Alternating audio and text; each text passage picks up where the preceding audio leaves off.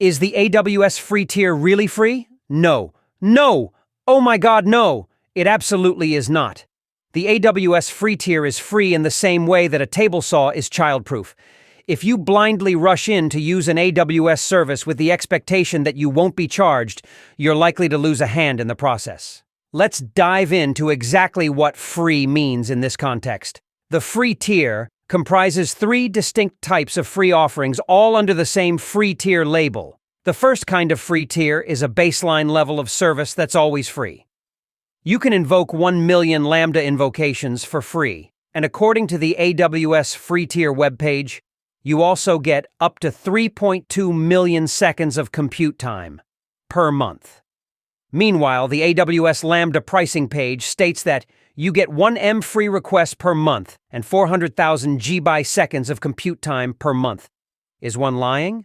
Not at all. It's just AWS's way of describing the same thing differently, and thus far more confusingly. At the smallest Lambda function memory allocation, 128 MB, which is 1/8 of a gigabyte, 8 seconds of runtime equatus to 1 gigabyte a second.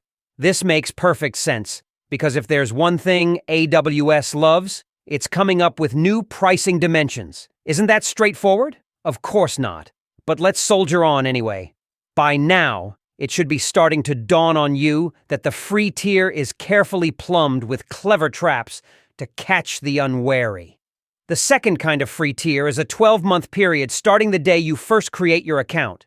During this period, roughly 36 services offer you free usage up to certain limits.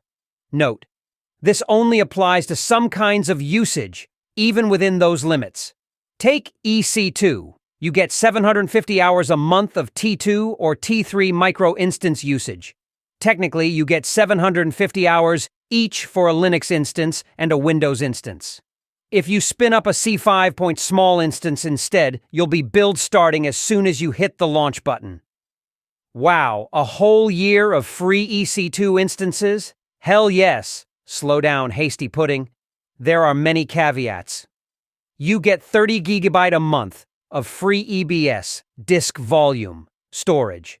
If you use any more than that, you're going to start getting charged for it. It also doesn't apply to IO1 or IO2 volumes, which can get spendy. Oh, and heads up, you only get 1 GB of snapshot storage for free. You get 1 GB of data transfer out to the internet for free each month in perpetuity. But you'll get charged for data transfer to other availability zones in the same AWS region. Further, that free